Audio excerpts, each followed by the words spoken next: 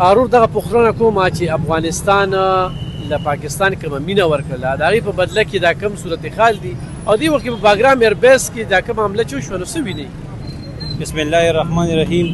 څنګه چې تاسو 25 کاله د افغانیان وروڼه زمونږ دلته په پاکستان کې مختلف علاقو کې موږ وساتل او ښځه ورولې مینه مو ورکړل او دوی ته څه تکلیف هم نه راغلی، خو موږ د افغانانو دا یو ګیله کوو چې تاسو د افغان د ځمکه کومه د پاکستان خلاف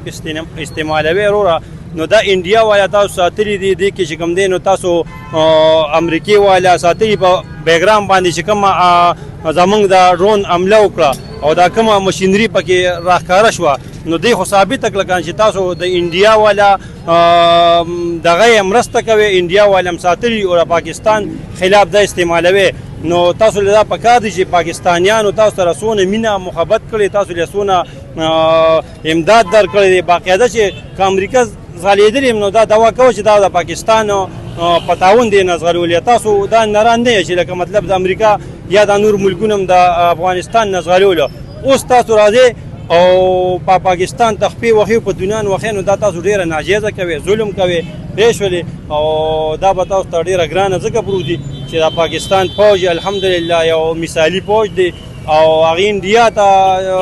دروازې ورته چې کوم دي ستوري خولي په اسمان کې، نه افغانستان ورته سره. خو زه دوی ته دا وایم چې وروڼو یو مهرباني دا وکړئ تاسو نران شئ راپاسئ انډیا ته لاړ شئ جهاد وکړئ. په پاکستان کې تاسو جهاد څه کوئ؟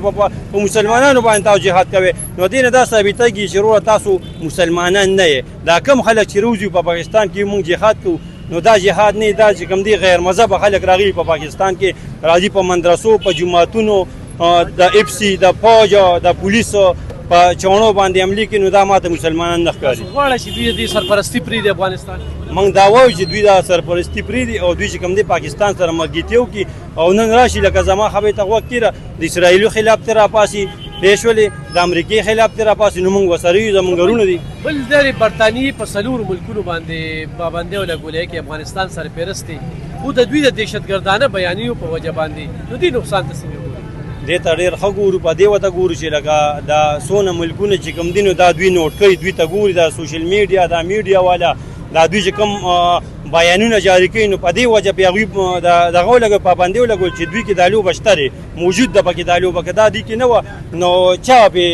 پابندي لګوله، خو د دې وجې پې هغوی پابندي ولګوله چې دوی کې دهشتګردي د دوی نه جوړېږي، دا څونه فساد چې په پاکستان کې شروع د افغانستان نه شروع دی. نو مهرباني به ورته زمونږ دا وي چې تاسو راشئ او تاسو ودرېږئ او د امریکې خلاف د اسرائیلو خلاف ودرېږئ، د انډیا خلاف ودرېږئ، نو پاکستان بس تاسو ملګرتیا کوي. هر سړی وایي احتجاج زمونږ حق دی او حق دی،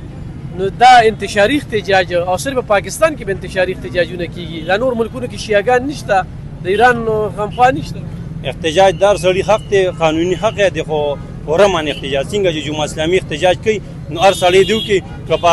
اسلام آباد کې جمعه اسلامي احتجاج کړی، که په لاهور کې کړی دی، که په پاکستان هر ځای کې کړی، خو پوره احتجاج دار سړي حق دی. او که ته انتشار جوړی نو انتشاري احتجاج چې کوم دی دا د ملک لپاره نقصان دی، نو دا خلکو ته زما دا خواست دی، دا مې ورته یو ریکویسټ دی ورته چې مهرباني دا وکړي چې تاسو احتجاج کوئ پوره من کوئ نو هر سړی به تاسو لاره کوي، او که انتشاري احتجاج کوئ نو وروره په خپل کور کې به هم ستاسو ځای نه وي.